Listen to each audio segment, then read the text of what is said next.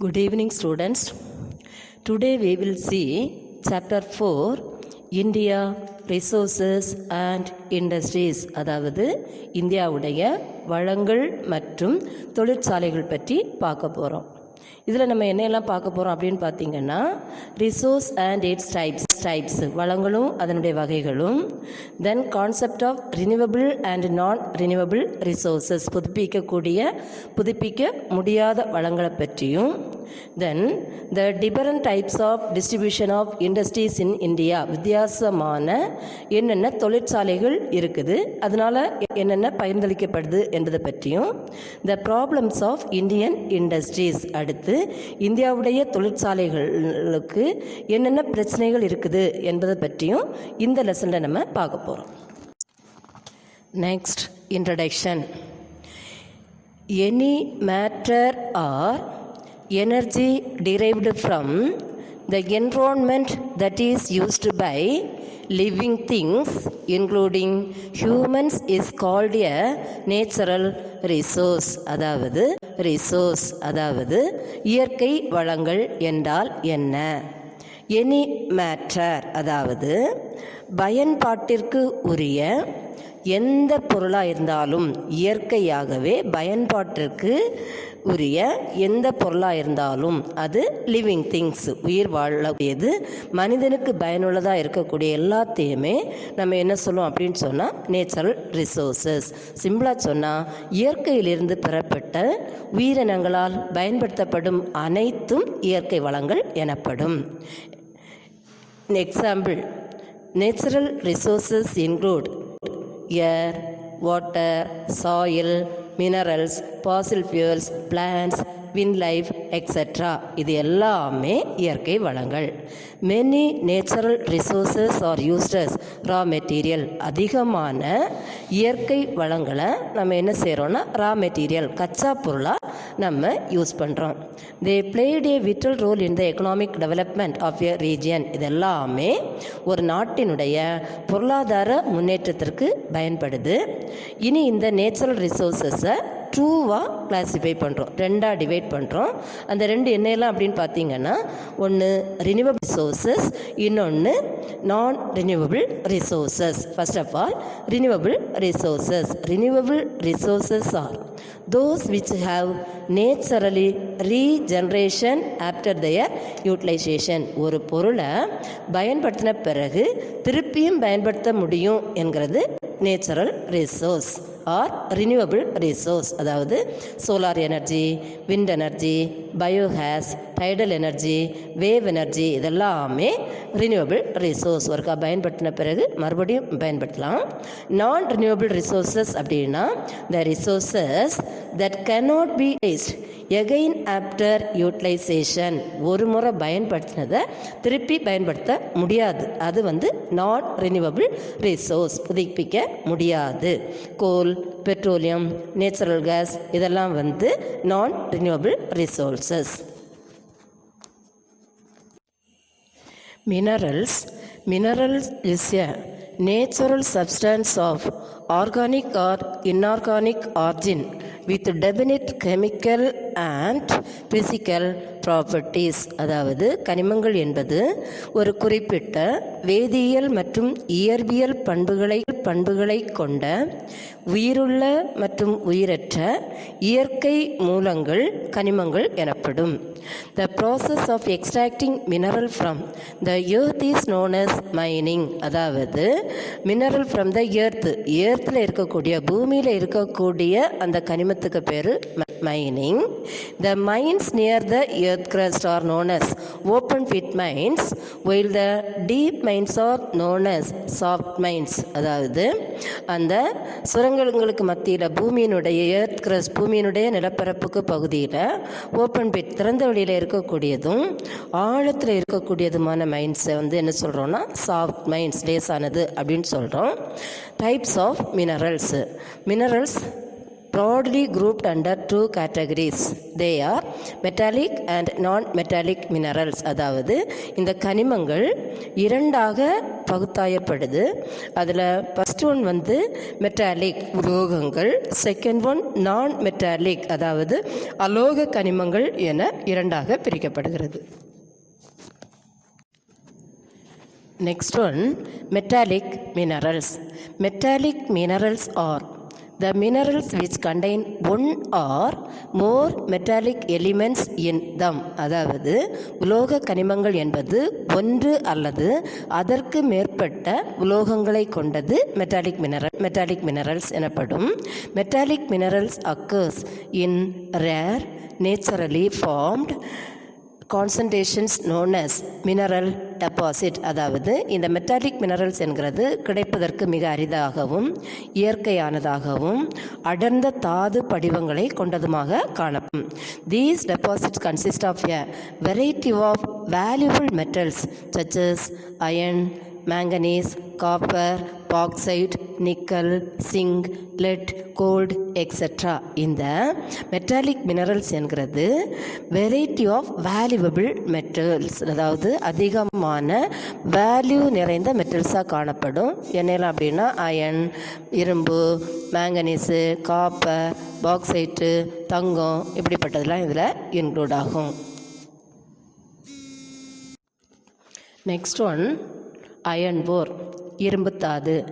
Iron ore is the most widely distributed elements of the earth crust, rarely occurs in a free state. It enters into the composition of many rocks and minerals, especially from igneous and metamorphic rocks.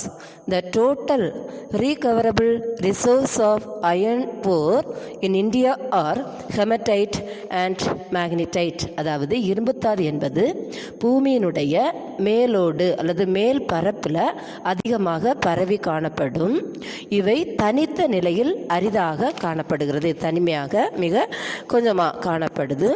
இது எப்படி உருவாகுது அப்படின்னா composition of many rocks and minerals, அதாவது igneous rock தீப்பாறைகள் மற்றும் metamorphic rock உருமாறிய பாறைகள், இவை ரெண்டினுடைய கூட்டு கலவையாக காணப்படுகிறது. இனி இதனுடைய ரீகவரபிள், அதாவது இதனுடைய இது அப்படின்னு பார்த்தீங்கன்னா இந்தியாவில் அயன் ஓர் ஹெமடைட் அண்ட் மேக்னடைட்னு சொல்லக்கூடிய 2 வெரைட்டி பாறைகள் அதிகமாக காணப்படுகிறது. யூஸ்வலாக நம்ம இந்தியாவில் இருக்கக்கூடிய ஃபார்ம் ஆஃப் அயன் ஓரும் அயன் கண்டென்ட் எவ்வளோ இருக்குது அப்படின்னு பார்த்தீங்கன்னா மேக்னடைட் என்கிறது 72.4%, ஹெமடைட் என்கிறது 69.9%, ஜியோதைட் என்கிறது 62.9%, லைமினோட் என்கிறது 55%, சிட்ரைட் என்கிறது 48.2% இருக்குது. இனி இந்த Jharkhand is the leading producer of iron ore with 25% of the country's production. நம்ம இந்தியாவில் உற்பத்தி பண்ணக்கூடிய அயனில் 25% ஜார்க்கண்டில் மட்டும் உற்பத்தி பண்ணப்படுது. இது ஃபஸ்ட்டில் இருக்குது. Then Odisha with 21% production rank second. அடுத்து இந்தியாவில் ஒடிஷாவில் 21% ப்ரொடியூஸ் பண்ணி 2வது நிலையில் காணப்படுது. Next one manganese. Manganese is a silvery grey element. It is very hard and brittle in nature. It is always available in combination with iron, laterite and other minerals. அதாவது manganese என்கிறது வெளிர் சாம்பல் நிறமுடையது, மிகவும் கடினமானது, ஆனால் எளிதில் உடையும் தன்மை கொண்டது. It is an important mineral used for making iron and steel and serves as basic raw material for alloying. அதாவது இது அயன் ஸ்டீல் இதெல்லாம் உற்பத்தி பண்ணுவதற்கு மிக முக்கியமான ஒரு மூலப்பொருளாக காணப்படுகிறது. அதாவது உலோக கலவை உற்பத்திக்கு மிக அடிப்படையான ஒரு மூலப்பொருள். It is the most important mineral for making iron and steel. அதாவது இரும்பு மற்றும் ஸ்டீல் பொருட்களை உற்பத்தி பண்ண மிக முக்கியமான ஒன்றாக காணப்படுது. Nearly 10 kg manganese is required for manufacturing 1 ton of iron 1 ton of steel. அதாவது 1 டன் ஸ்டீல் உற்பத்தி பண்ணுறதுக்கு கிட்டத்தட்ட 10 கிலோ மேங்கனீஸ் தேவைப்படுது. It is also used in the manufacturing of bleaching powder, insecticides, paints and batteries. இது தவிர இந்த manganese எதுக்கெல்லாம் பயன்படுது அப்படின்னு பார்த்தா ப்ளீச்சிங் பவுடர் ப்ரொடியூஸ் பண்ணுறதுக்கு, இன்செக்டிசைட் பூச்சிக்கொல்லி மருந்து, பெயிண்ட்டுகள், பேட்ரி, இதுக்கெல்லாம் இது அதிகமாக பயன்படுது. அடுத்து India is the 5th largest producer of manganese in the world. உலக அளவில் இந்தியா இந்த மேங்கனீஸ் உற்பத்தி செய்கிறதுல 5வது பிளேஸில் காணப்படுது. Next one, copper. Copper is the first metal that prehistoric man has started using for many purposes. Being flexible, it can be made into utensils of any shape. அதாவது இந்த தாமிரம் என்பது நெகிழும் தன்மையுடையது.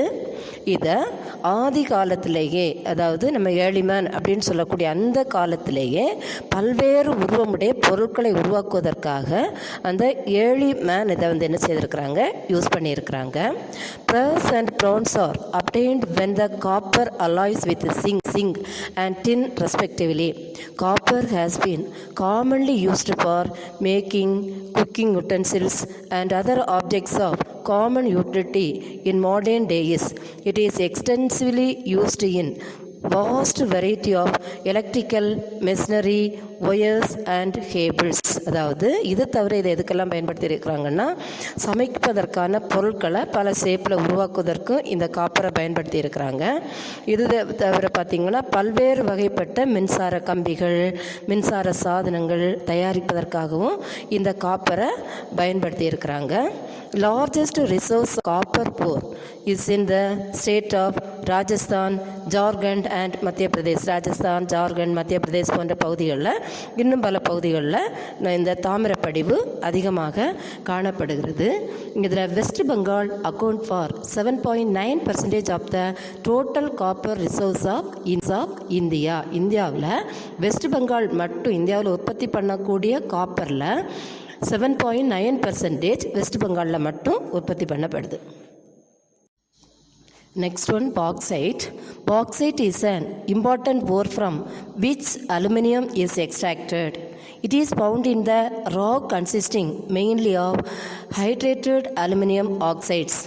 Bauxite is widely distributed as surface deposit in the areas of laterite soil. அதாவது இந்த aluminium என்கிறது aluminium பாக்சைட்டில் இருந்து தான் எடுக்கப்படுது.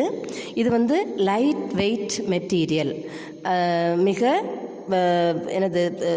Weight loss material, wait குறைஞ்சது. இது பூமியினுடைய சரளை மண் பகுதியில் இருந்து பூமியின் மேற்பரப்பில், சரளை மண் பகுதியில் பூமியின் மேற்பரப்பில் அதிகமாக காணப்படுது. Being light in weight and tough, aluminium is used in the manufacture of aircrafts and automobile engines. அதாவது ஏர்கிராஃப்ட், அதாவது ஏரோப்ளைன் செய்யக்கூடியது, ஆட்டோமொபைல், இப்படிப்பட்டதுடைய என்ஜின்ஸ் செய்வதற்கு இதை பயன்படுத்துகிறாங்க. Bauxite is also used in the manufacture of cement and chemicals. இது தவிர என்னென்னு பார்த்தீங்கன்னா குறைந்த எடை மற்றும் கடினத்தன்மை கொண்டதாக இருக்கிறதுனால விமானம் மற்றும் தானியங்கி இயந்திரங்களை கட்ட இதை பயன்படுத்துகிறாங்க. இது தவிர சிமெண்ட்டு, கெமிக்கல்ஸு இதெல்லாம் உற்பத்தி பண்ணுறதுக்கும் இதை பயன்படுத்துகிறாங்க. Then non-metallic minerals. Non-metallic minerals do not contain metal in them. Mica, limestone, gypsum, nitrate, potash, dolomite, coal, petroleum, etc. are the non-metallic minerals. அதாவது அலோக கனிமங்கள் என்பது இதில் உலோகத்தன்மை இருக்காது. மாறாக இது எப்படி இருக்கும் அப்படின்னு பார்த்தீங்கன்னா கூட்டுக்கலவு மாதிரி ஒரு வெரைட்டியாக இருக்கும். அதில் first one mica. Mica is an ancient time. Mica was used in Ayurvedic medicine.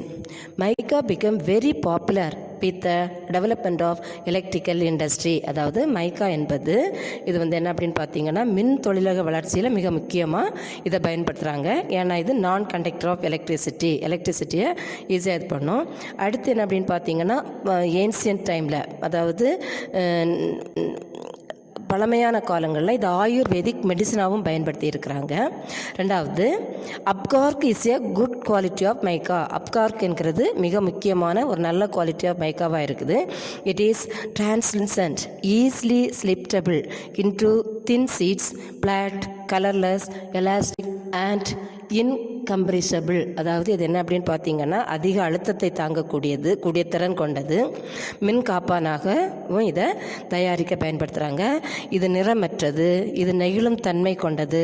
அடுத்து பார்த்தீங்கன்னா மிக குறைந்த மின் இழப்பு தன்மையும் கொண்டதாக காணப்படுது. Mica used in making of insulating properties as it withstand high voltage and has low power loss factor. அதாவது குறைந்த மின்னிழப்பு கொண்டதாக காணப்படுது. Since it is a non-conductor of electricity, it is exclusively used in electrical goods. இது electrical goods செய்கிறதுக்கு அதிகமாக பயன்படுத்துகிறாங்க. இது தவிர making of lubricants, medicines, paints and varnishes. இது தவிர லூப்ரிகன்ஸ் ஆயில் தயாரிக்கிறதுக்கு, மெடிசின்ஸ் தயாரிக்கிறதுக்கு, பெயிண்ட்டு, வார்னிஷ் இதெல்லாம் தயாரிக்கிறதுக்கும் இதை அதிகமாக பயன்படுத்துகிறாங்க. எங்கெல்லாம் எந்தெந்த ஏரியாவிலலாம் இருக்குது அப்படின்னு பார்த்தீங்கன்னா இந்தியாவில் ஆந்திர பிரதேஷ், ராஜஸ்தான், ஒடிசா, ஜார்க்கண்ட் போன்ற பகுதிகளில் அதிகமாக காணப்படுது. Then limestone. Limestone is associated with rocks composed of either calcium carbonate or the double carbonate of calcium and magnesium or mixture of both. Limestone also contains small quantities of silica, alumina, iron oxide, phosphorus and sulfur. அதாவது limestone என்கிறது சுண்ணாம்புக்கல். இந்த சுண்ணாம்புக்கல் எப்படியெல்லாம் இது பண்ணுறாங்க, எப்படி உருவாக்கப்படுது அப்படின்னு பார்த்தீங்கன்னா calcium carbonate R calcium, இது தவிர மெக்னீசியம், இந்த ரெண்டும் கலந்த பாறைகளில் காணப்படுறது தான் இது இந்த லைம்ஸ்டோன். இது என்ன அப்படின்னா இது ஸ்மால் குவான்டிட்டிஸ், இதில் மிக குறைந்த அளவு silica, alumina, iron oxide, phosphorus, sulphur போன்ற கலவைகள் காணப்படும். Limestone is used in the industries of chemicals for soda ash, caustic soda, bleaching powder, paper, cement, iron and steel, glass and fertilisers. இது தவிர இது எதுக்கெல்லாம் பயன்படுத்துகிறாங்கன்னா தொழிற்சாலைகளில் சோடா சாம்பல், எரிசோடா, வெளுக்கந்தூள், அதாவது bleaching powder, paper, cement, iron, steel, glass, fertilisers, மருந்து பொருட்கள் இதெல்லாம் உற்பத்தி பண்ணுவதற்காக இதை என்ன செய்கிறாங்க, அதிகமாக பயன்படுத்துகிறாங்க. Next one, gypsum. Gypsum is a hydrated sulfate of calcium which occurs as white, opaque or transparent minerals in beds of sedimentary rocks such as limestone, sandstone and shale. அதாவது இந்த ஜிப்சம் என்கிறது கால்சியம் சல்பேட்டுடைய ஒரு நீர்ம கனிமம். Gypsum is used in the manufacture of cement, fertilisers, wall board, plaster of Paris and in soil conditioning. அதாவது இந்த gypsum எதுக்கெல்லாம் பயன்படுத்துகிறாங்க அப்படின்னு அப்படின்னு பார்த்தீங்கன்னா சிமெண்ட் உற்பத்தி பண்ணுறதுக்கு, ஃபெர்டிலைசர்ஸ், மருந்து பொருட்கள் உற்பத்தி பண்ணுறதுக்கு, சுவரில் பட்டி வைக்கிறதுக்கு, சாந்து பூசுறது, இப்படிப்பட்ட பொருட்களை எல்லாம் உற்பத்தி பண்ணுறதுக்கு இதை பயன்படுத்துகிறாங்க. இது ராஜஸ்தான், தமிழ்நாடு, குஜராத் போன்ற பல பகுதிகளில் அதிகமாக காணப்படுது. இது என்ன அப்படின்னு ஒளிரும் பாறைகள்லேருந்து வெண்ணிறமான ஒரு தாதுவிலேருந்து எடுக்கப்படுது. Next one, energy resources. The resources from which the electricity generated are called energy resources. Electricity is an important component of our life. அதாவது resources from the electricity, அதாவது கரண்ட் உற்பத்தி பண்ணுறதுக்கு நம்ம பயன்படுத்தக்கூடியதை எனர்ஜி ரிசோர்ஸஸ் சொல்கிறோம். இது பல பொருட்களை நம்ம பயன்படுத்தி இதை உற்பத்தி செய்கிறோம். இந்த எலக்ட்ரிசிட்டி நம்முடைய லைஃப்பில் மிக முக்கியமான ஒன்று. No day to day activity takes without the use of this energy. ஒவ்வொரு நாளுடைய வாழ்க்கையிலையும் இந்த எலக்ட்ரிசிட்டி அல்லது இந்த கரண்ட் என்கிறது இல்லாமல் நம்ம என்ன செய்ய முடியாது, வாழ்கிறது ரொம்ப சிரமம். It is also the key factor for all economic activities and industrial development. எல்லா பொருளாதார செயல்பாட்டுக்கும் தொழில்துறை முன்னேற்றத்துக்கும் இந்த எலக்ட்ரிசிட்டி என்கிறது, இந்த எலக்ட்ரிசிட்டி ரிசோர்ஸ் என்கிறது மிக முக்கியமான ஒன்று. Energy resources can be classified into renewable and not renewable. இந்த எனர்ஜி ரிசோர்ஸஸையும் ரெண்டாக டிவைட் பண்ணுறோம். புதுப்பிக்கக்கூடியது, புதுப்பிக்க கூடாதது அப்படின்னு சொல்லிட்டு. Coal, petroleum, natural gas and nuclear minerals are the source of non renewable energy. புதுப்பிக்க கூடாத வளங்கள் அப்படின்னு சொல்லும்போது நிலக்கரி, பெட்ரோலியம், இயற்கை வாயு, தென் நியூக்ளியர் மினரல், இதையெல்லாம் சொல்கிறோம். Water, sunlight, wind, biogas, tides and are the sources of renewable resource. இது போக தண்ணீர், சூரிய ஒளி, தென் காற்று, பயோகேஸ், இதையெல்லாம் என்ன சொல்கிறோன்னா புதுப்பிக்கக்கூடிய வளங்கள் அப்படின்னு சொல்லிட்டு சொல்கிறோம். நெக்ஸ்ட்டு நான் ரெனியூவபிள் எனர்ஜி ரிசோர்ஸ், புதுப்பிக்க கூடாதது. அதில் first one goal. Coal is an inflammable organic substance composed mainly of hydrocarbons. நிலக்கரி என்பது புதுப்பிக்கக்கூடாத ஒரு energy resource. Coal is available in the form of sedimentary rocks. It is used in the generation of thermal power. இந்த கோல் sedimentary rock பகுதியில் form ஆகக்கூடிய ஒன்று. இது அதிகமாக thermal power உற்பத்தி செய்வதற்கு இதை பயன்படுத்துகிறோம். It has close association the industrial development of any country. எந்த ஒரு நாடாக இருந்தாலும் அந்த நாட்டுடைய தொழில்துறை முன்னேற்றத்திற்கு மிக முக்கியமானது இந்த கோல்.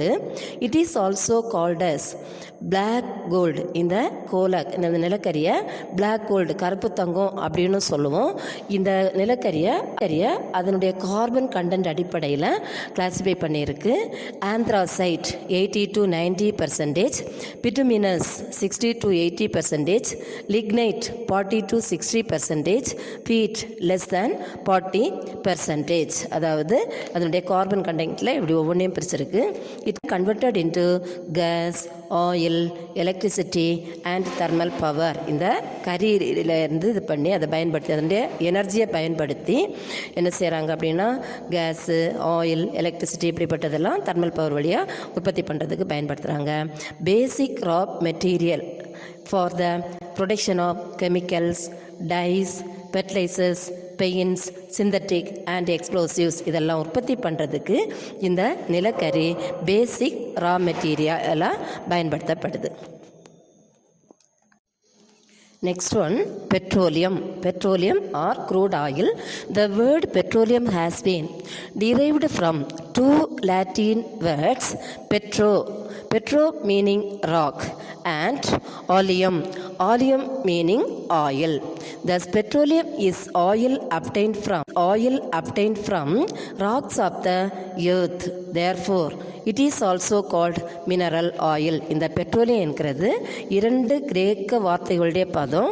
ஒன்று பெட்ரோ, இன்னொன்று ஆலியம். பெட்ரோ என்கிறது ராக் பாறை என்ற அர்த்தம், ஆலியம் என்கிறது மீனிங் எண்ணெய் என்று அர்த்தப்படுது. இது என்ன அப்படின்னு பார்த்தீங்கன்னா அதிகமாக மினரல் ஆயில் உற்பத்திக்கு பண்ணுறதுக்கு இது அதிகமாக பயன்படுது.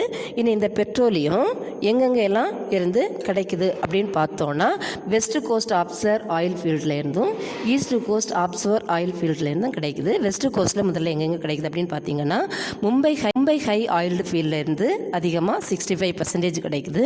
குஜராத் கோஸ்ட்டில் இருந்து கிடைக்குது. அது செகண்ட் லார்ஜஸ்ட், இந்தியாவில் உற்பத்தி பண்ணுறதுல செகண்ட் லார்ஜஸ்ட் பிளேஸாக காணப்படுது. Then Bassein oil field south of Mumbai ஹையில் காணப்படுது.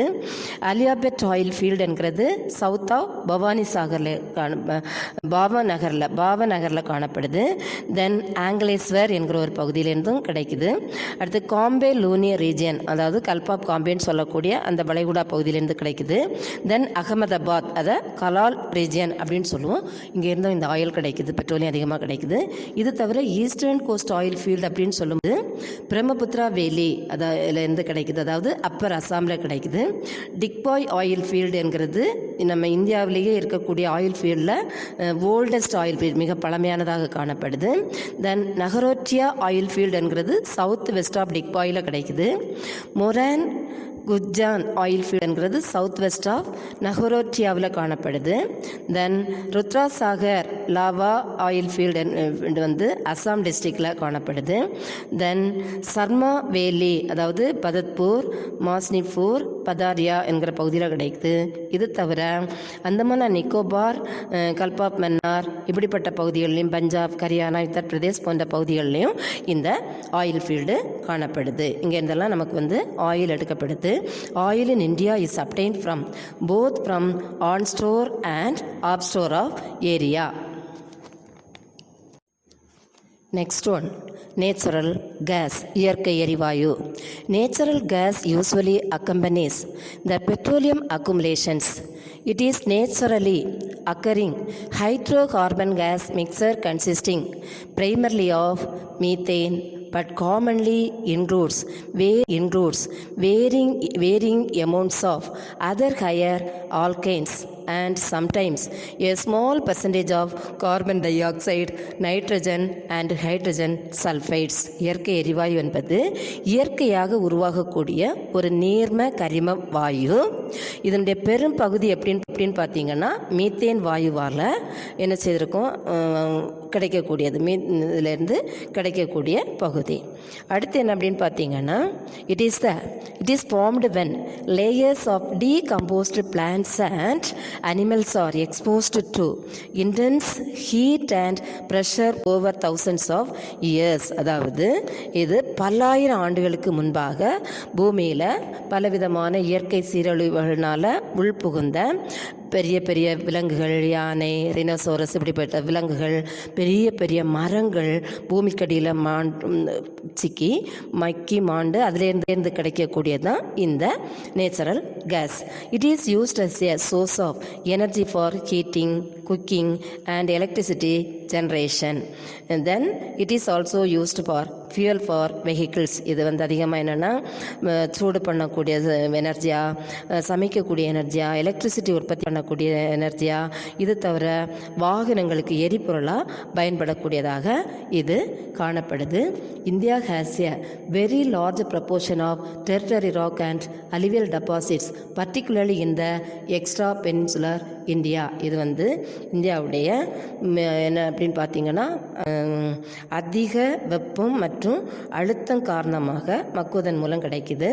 இந்தியாவில் 3ஆம் நிலை பாறைகள், வண்டல் படிவுகள் போன்றவற்றிலிருந்து இது கிடைக்கிறது.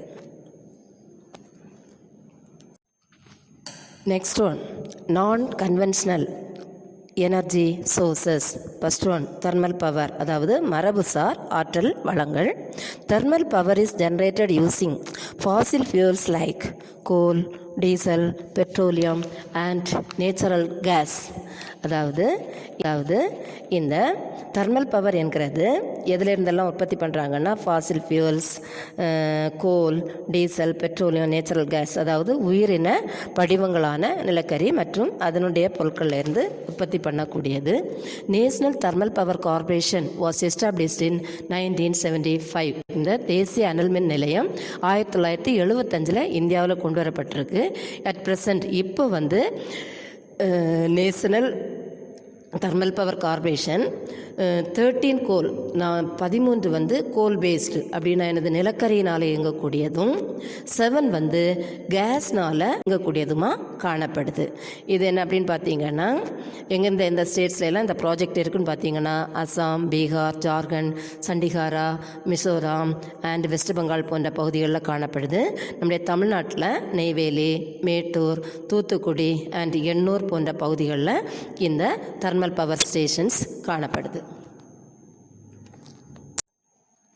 Next one, nuclear power.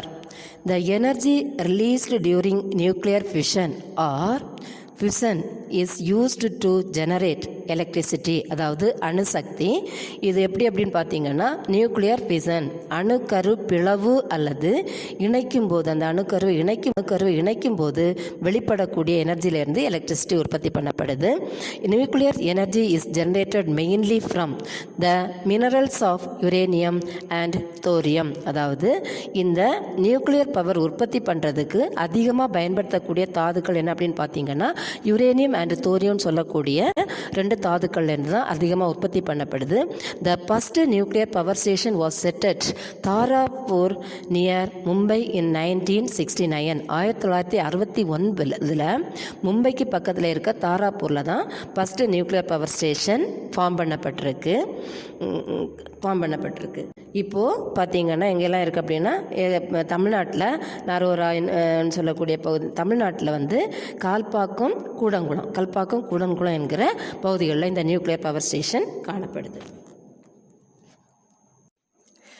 Hydro power generated from water is termed as hydro electricity. Hydro power is the energy honest from running water. அதாவது ஓடக்கூடிய தண்ணீர்லேருந்து எடுக்கக்கூடியது தான், அந்த போஸை பயன்படுத்தி எடுக்கக்கூடியது தான் இந்த ஹைட்ரோ எலக்ட்ரிசிட்டி. இது வந்து மாசற்றதாகவும் பொருளாதார முக்கியத்துவம் வாய்ந்ததாகவும் காணப்படுகிறது.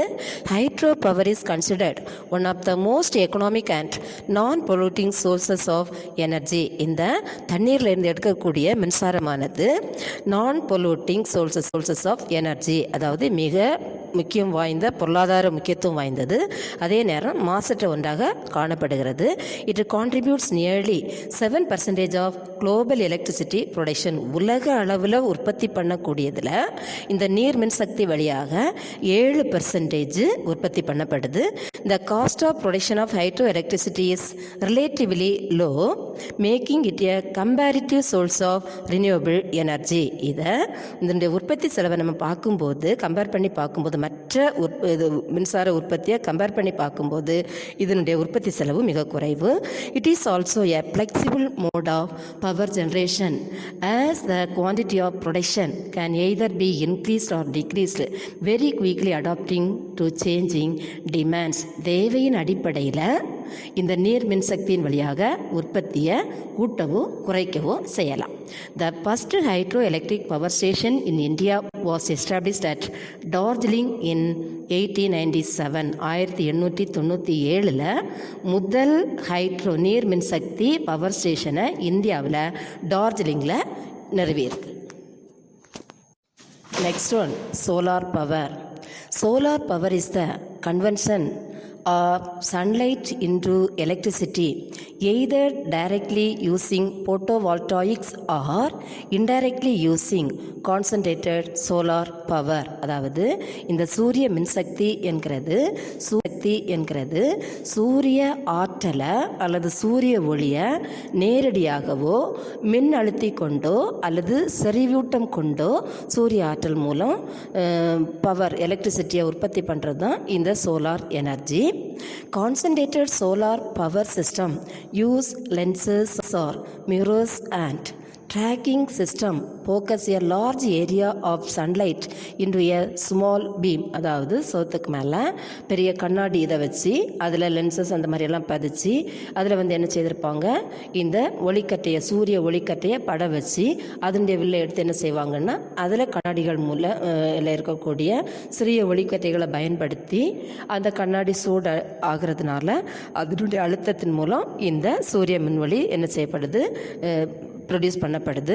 இது தவிர போட்டோவால்டாயிக்ஸ் அப்படின்னு சொல்லும்போது அந்த சூரிய ஒளி கற்றையை கன்வெர்ட் பண்ணி லைட் இன்டு அதை லைட்டாக மாற்றி அதை எலக்ட்ரிக் கரண்டாக யூஸ் பண்ணக்கூடியது தான் இந்த போட்டோவால்டாயிக்குடைய எஃபெக்ட். இது அதிகமாக என்ன அப்படின்னு பார்த்தீங்கன்னா இதை இந்த ministry of non conventional energy source என்கிற இது வந்து இதை டெவலப் பண்ணியிருக்கு.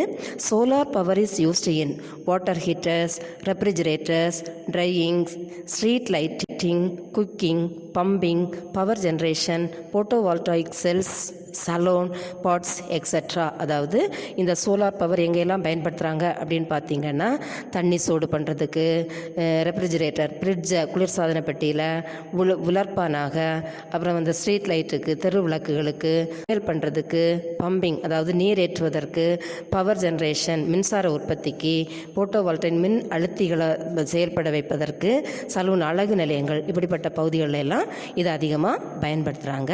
இது தவிர ஆந்திர பிரதேஷ், குஜராத், ராஜஸ்தான், மகாராஷ்டிரா, மத்திய பிரதேஷ் போன்ற பகுதிகளில் இந்த சோலார் பவர் ப்ரொடியூசர்ஸ் அதிகமாக உற்பத்தி பண்ணக்கூடிய சூழ்நிலைகள் காணப்படுது. Next, wind energy. Wind energy is extracted from air flow using wind turbines. It is a cheap and pollution-free source of energy. அதாவது காற்று சக்தி. இந்த காற்று சக்தி என்கிறது காற்று வீச்சினால் அல்லது காற்று வீசுறதுனால அல்லது காற்றுதலுடைய உந்துதலால் ஏற்படக்கூடிய ஆற்றலை பயன்படுத்தி காற்று விசை, சுற்றுக்கலன் இதுகளை கொண்டு என்ன செய்கிறாங்க, அதனுடைய உதவியோட மின்னாற்றலாக மாற்றப்படுது. இது மிக என்ன அப்படின்னா சீப்பானது, அதே நேரம் மாசற்றதாகவும் காணப்படுது. Power from windmills are used for pumping water and to sail propulsion ships. அடுத்து என்ன அப்படின்னு பார்த்தீங்கன்னா இதை ஒரு சூழ்நிலைகளில் எப்படியெல்லாம் அதை மாற்றலாம் அப்படின்னு பார்த்தீங்கன்னா அந்த காற்றாலைகளில் இருந்து வரக்கூடியதை வச்சு தண்ணி பம்ப் பண்ணுறதுக்கு, செயில் அதாவது ஷிப்பு ஓட்டுறதுக்கு எல்லாம் கூட இதை பயன்படுத்தலாம்.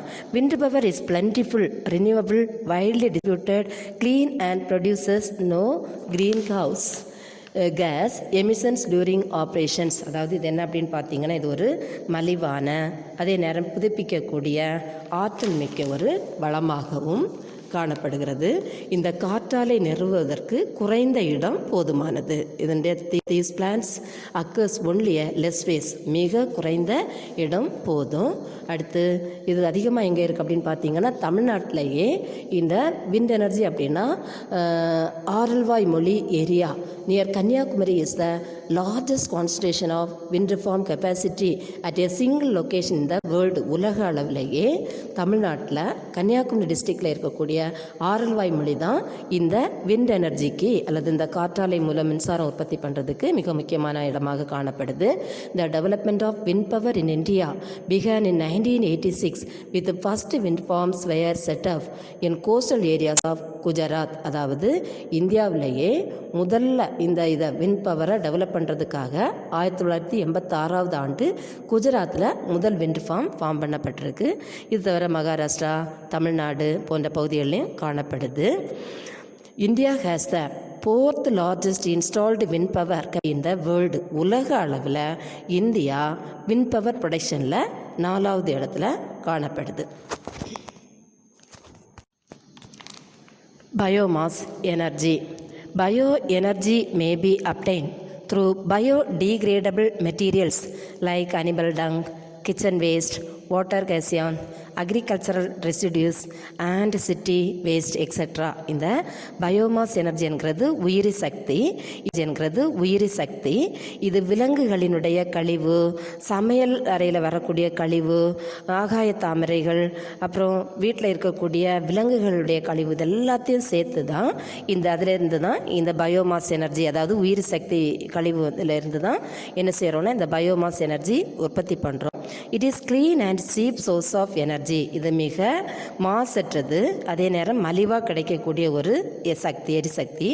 Energy derived from biomass is mostly used for domestic purposes. இந்த பயோமாஸ் எனர்ஜி மிக அதிகமாக வீட்டு உபயோகத்திற்கு மட்டும்தான் பயன்படுத்தப்படுது. Next one, tidal and wave energy, அதாவது ஓதம் அல்லது கடல் அலையிலிருந்து கிடைக்கக்கூடியது. There are two main sources of ocean energy. இது கடல்ல இருந்து எடுக்கக்கூடியது. They are ocean tides and ocean waves, கடல் அலைகள் மற்றும் கடல் வளைவுகள் இருந்து கிடைக்கக்கூடியது. The gulf Cambay is the best suited area for tidal energy. இந்த டைடல் எனர்ஜி ஓதத்தினால இருந்து எலக்ட்ரிசிட்டி ப்ரொடியூஸ் பண்ணுறதுக்கு மிக முக்கியமான ஏரியாவாக கல்பாப் காம்பே வளைகுடா பயன்படுத்தப்படுது. இதிலிருந்து இது தவிர கல்பாப் கட்ஸில் வந்து 1000 மெகாவாட் எலக்ட்ரிசிட்டியும், சுந்தர்பேன்ஸில் இருந்து 100 மெகாவாட் எனர்ஜியும் ப்ரொடியூஸ் பண்ணப்படுது. இது தவிர அண்ட் வேவ் எனர்ஜி, இந்த கடல் அலையிலிருந்து ப்ரொடியூஸ் பண்ணுறதுக்கு and wave energy power plant of 150 kilowatt maximum has been installed at விளிஞ்சம் near திருவனந்தபுரத்து பக்கத்தில் இருக்கக்கூடிய விளிஞ்சம் என்கிற பகுதியிலிருந்து என்ன செய்கிறாங்கன்னா இந்த கடல் அலை திறன் கொண்ட அலை சக்தியை உற்பத்தி பண்ணுறோம். இதில் வந்து எவ்வளவுனா 150 கிலோவாட் அளவுக்கு உற்பத்தி பண்ணப்படுது.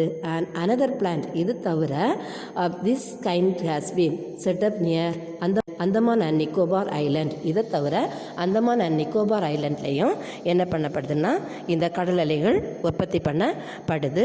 டியர் ஸ்டூடெண்ட்ஸ், இப்போது இந்த இண்டஸ்ட்ரீஸ் லெசனில் இதுவரையிலும் நடத்தியிருக்கக்கூடிய 1 மார்க்கு 2 மார்க்கு டிஸ்டிங்விஷ் 5 மார்க் எல்லாம் படித்து ஹோம் டெஸ்ட் எழுதுங்க.